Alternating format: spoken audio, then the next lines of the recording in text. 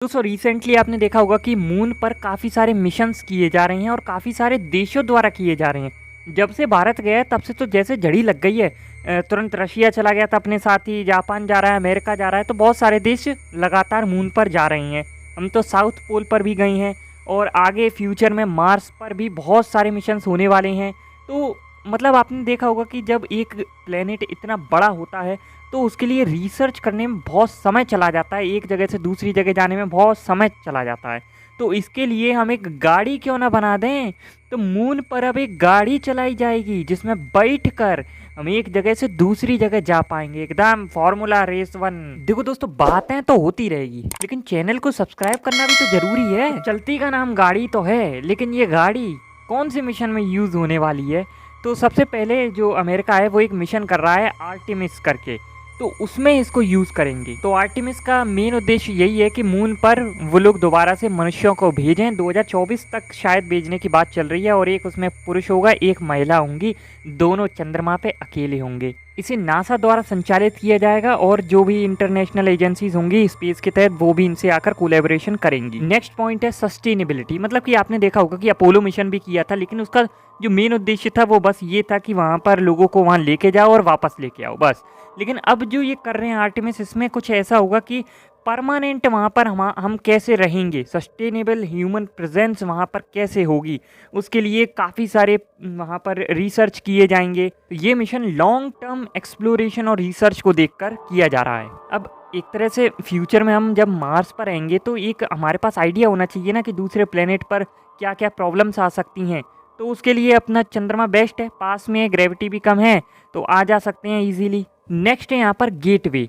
तो Artemis mission में lunar gateway का निर्माण भी शामिल है। मतलब यहाँ पर क्या है कि एक स्पेस स्टेशन भी बनाया जाएगा, तो कभी भी फ्यूचर में हमें मून पर कोई भी मिशन करना है तो फैसिलिटेट करेगा वो रिसर्च में और भी मतलब काफ़ी सारे चीज़ों में। मतलब वहाँ पर आप रुक सकते हो, रिसर्च कर सकते हो, कोई भी चीज़ की ज़रूरत है तो वहाँ से थोड़ा सा फ़ायदा रहेगा, आपको डायरेक्ट हर चीज़ के लिए पृथ्वी पर नहीं आना पड़ेगा। नेक्स्ट पॉइंट है स्पेस लॉन्च सिस्टम यानी कि SLS। तो SLS रॉकेट को विकसित किया जा रहा है जो ओरियन स्पेसक्राफ्ट यात्री और कार्गो को चांद के ऑर्बिट में ले जाने के लिए बनाया गया है। कुल मिलाकर अगर देखा जाए तो जो आर्टेमिस है वो चांद पर वैज्ञानिक अनुसंधान करने का उद्देश्य रखता है, जिसमें चांद की सरफेस हो गया, संसाधन हो गया और भविष्य में जो भी मतलब चीज़ों की हमें ज़रूरत होती है उसके लिए वहाँ पर खोजबीन की जाएगी, क्योंकि हमें वहाँ पर मनुष्यों को बसाना है। तो हमें सारी चीज़ें वो चाहिए जो पृथ्वी पर हमें ज़रूरत होती है। तो दोस्तों अब बात करते हैं इस गड्डी के बारे में कि ये कैसी होने वाली है, इसका क्या काम होगा, बाकी सारी चीज़ें इसके बारे में जानेंगे। इसे एक तरह से लूनार रोवर कह सकते हैं और इसमें विशेष मटेरियल्स का यूज़ होता है, जिसमें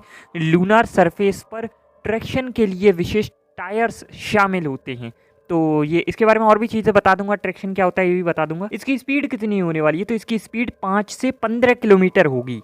अब लोग कहेंगे यार ये तो बहुत स्लो है। अरे तो भैया उड़ानी नहीं है, वहाँ ग्रेविटी बहुत कम है, ज़्यादा तेज चलाओगे तो पता चले चलने की जगह उड़ने लगी। इसका साइज क्या होगा, तो वैसे तो पृथ्वी पर जो कारें होती है उससे छोटा ही होगा इसका साइज, और फिर देखा जाएगा कि मतलब कितने लोग बिठाने हैं, क्या करना है, उस हिसाब से अलग अलग भी हो सकता है। आपने वो गोल्फ कार देखी होगी, वो बॉल लेने जाते हैं, वो समझ लो वैसी हो सकती है। और इसमें 2 या 3 लोग ज़्यादा से ज़्यादा बैठ सकते हैं आराम से। इसमें बैठे जाने वाले व्यक्तियों की स्थिति को अंतरिक्ष और सुरक्षा के लिए ऑप्टिमाइज किया जाता है। और इस कार में सोलर पैनल लगे होंगे तो सौर ऊर्जा से ये चलेगी और अच्छा खासा बैटरी बैकअप वगैरह सब दिया जाएगा कि कभी कोई बात हो गई रात में तो सूरज होता नहीं है और इन्हें कुछ काम के लिए जाना पड़े या कुछ भी हो सकती है देखो प्रॉब्लम, तो थोड़ा बहुत तो बैटरी बैकअप दिया जाता है। इस गड्डी में विशेष मार्गदर्शन सिस्टम, एकदम बेहतरीन वाला GPS सिस्टम दिया गया है। मैंने कई सारी वीडियोस बनाई है जिसमें नासा, आपने देखा होगा कि बहुत सारे प्लेनेट्स पर जाते रहते हैं, जिसे एक्सो प्लेनेट कहा जाता है, और वहाँ की मैपिंग करते रहती है। तो ये मैपिंग बहुत ज़रूरी है दोस्तों, आपको सब पता होना चाहिए कहाँ पर गड्ढा गुड्डी है, नहीं ठोकर लगेगी गिर जाओगे।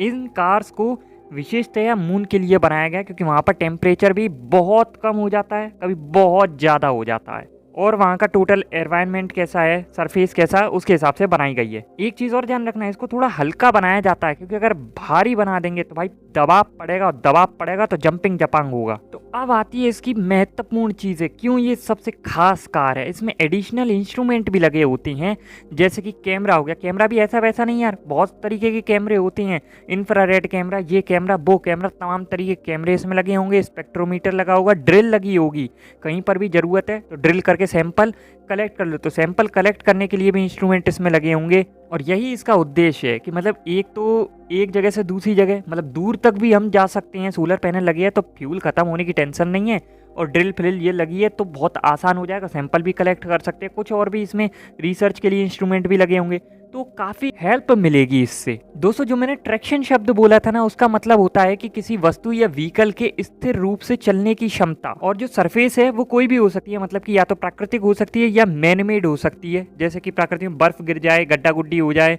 मैनमेड चिकनी रोड हो जाए, जैसे डामर की हम बनाते हैं, वो सब। तो लूनार रोवर्स के जो टायर हैं विशेष रूप से लूनार सरफेस पर ट्रैक्शन प्राप्त करने के लिए डिजाइन किए गए होते हैं। इन टायरों में विशेष प्रकार के, मतलब एक गैप टाइप होते हैं या फिर पैटर्न होते हैं जो रोवर को स्थिरता और कंट्रोल प्रदान करती हैं लूनार टेरेन पर। लूनार रोवर्स में बेहतरीन एक सस्पेंशन सिस्टम होता है जो कि उसे शॉक्स और वाइब्रेशंस को एब्जॉर्ब करता है, ताकि रोवर के जो ऊपरी परिदृश्य है और प्राकृतिक वैज्ञानिक उपकरण हैं उनको नुकसान होने से बचाया जा सके। और ये जो सस्पेंशन है पृथ्वी पर जो कार्स होती है ना, उनके सस्पेंशन से बिल्कुल अलग होते हैं, क्योंकि वहाँ का सरफेस और वहाँ की जो परिस्थितियाँ हैं वो बिल्कुल भिन्न प्रकार की होती हैं। वहाँ जंपिंग जपांग बहुत होता है। इसके ट्रैक्शन सिस्टम और सस्पेंशन को इस तरह से डिजाइन किया जाता है कि वे गड्ढों में भी चल सकें और रोवर के ऊपरी स्ट्रक्चर को नुकसान होने से बचाया जा सके। दोस्तों, वैज्ञानिक न जाने क्या क्या बनाते रहते हैं। अभी देख लो, एक हैरी पॉटर का वो जो चोगा था जिससे अदृश्य हो जाते थे, वो चोगा बना मारा है। नहीं पता आपको? तो जाके ऊपर आई बटन में देखिए जरूर वीडियो।